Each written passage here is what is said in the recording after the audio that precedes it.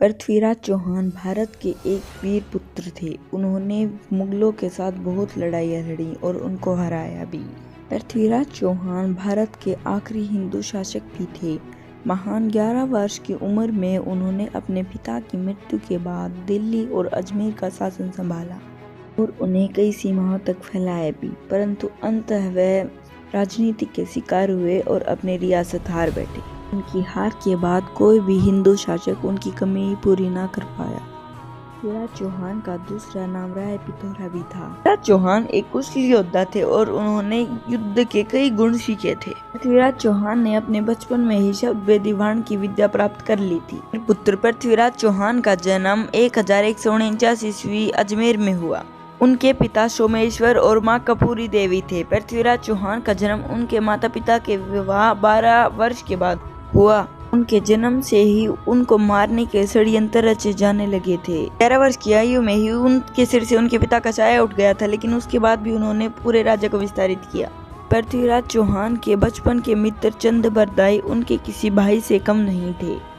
चंद्रबरदाई तोमर वंश के शासक अनंगपाल की बेटी के पुत्र थे। चंद्रबरदाई बाद में दिल्ली के शासक हुए और उन्होंने पृथ्वीराज चौहान के सहयोग से पिथौरागढ़ का निर्माण किया, जो आज भी दिल्ली में पुराने किले के नाम से विद्यमान है। 1166 ईस्वी में पृथ्वीराज चौहान ने दिल्ली का शासन संभाला। पृथ्वीराज चौहान और उनकी पत्नी संयोगिता ने एक दूसरे को चित्र से ही प्रेम, परंतु लड़की के पिता पृथ्वीराज चौहान को पसंद नहीं करते थे और उन्होंने भागकर ही शादी कर ली थी। पृथ्वीराज चौहान की सेना की बात की जाए तो उनकी सेना बहुत ही बड़ी थी, जिसमें 3 लाख सैनिक और 300 हाथी थे। पृथ्वीराज चौहान की सेना बहुत ही अच्छी तरह से संगठित थी, जिससे उन्होंने कई युद्ध जीते और अपने राज्य का विस्तार किया। पृथ्वीराज चौहान बिना किसी घुड़सवार और जयचंद की गद्दारी से गौरी से हार गए थे। अपने राज्य के विस्तार के लिए पृथ्वीराज चौहान अब अपने राज्य को पंजाब तक फैलाना चाहता था, परंतु पंजाब पर मोहम्मद गौरी का शासन चल रहा था। मोहम्मद गौरी से युद्ध के बिना पंजाब पर शासन करना बहुत ही ज्यादा नामुमकिन पड़ चुका था। अब पृथ्वीराज चौहान अपनी बड़ी सेना के साथ गौरी को मारने के लिए चल पड़ते। इस युद्ध में पृथ्वीराज चौहान ने हासी, सरस्वती और सरहिंद पर अपना अधिकार जमा लिया। वहीं देखते ही देखते अनहिलवाड़ में विरोध हो उठा। उनकी सेना ने कमांड खो दी, क्योंकि पृथ्वीराज चौहान का वहां जाना पड़ा और सरहिंद को वापस से खो दिया।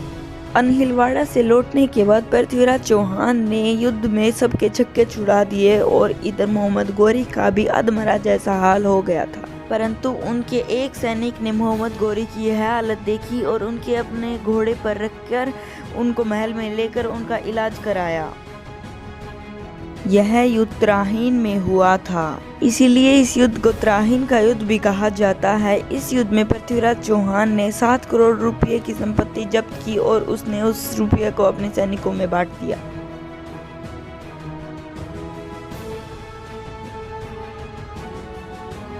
अपनी पुत्री संयोगिता के अपहरण के बाद राजा जयचंद के मन में पृथ्वीराज चौहान के खिलाफ कटुता बढ़ती जा रही। जब राजा जयचंद को पृथ्वीराज चौहान और मोहम्मद गौरी के युद्ध के बारे में पता चला तो वह मोहम्मद गौरी के साथ उठ खड़ा हुआ।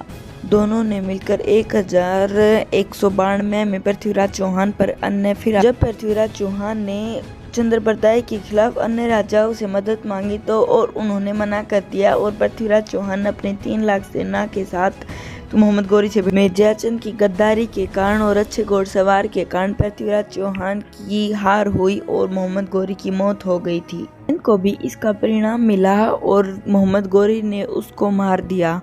इसके बाद चंद्रबरदाई और पृथ्वीराज चौहान को कैद कर लिया गया था। अब पूरे पंजाब, अजमेर, कन्नौज, दिल्ली पर मोहम्मद गौरी का शासन हो गया था।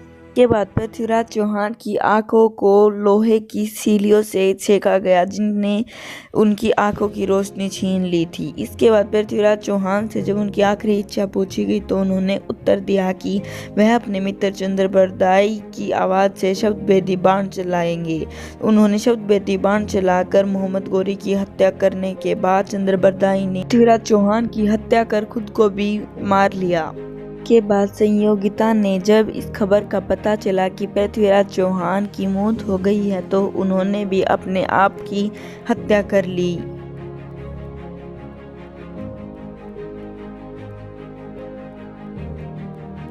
कहते हैं इसके बाद पृथ्वीराज चौहान की पत्नी संयोगिता ने लाल किले में जौहर में कूदकर अपनी जान दे दी, मतलब आग के कुंड में कूदकर अपनी जान दे दी थी।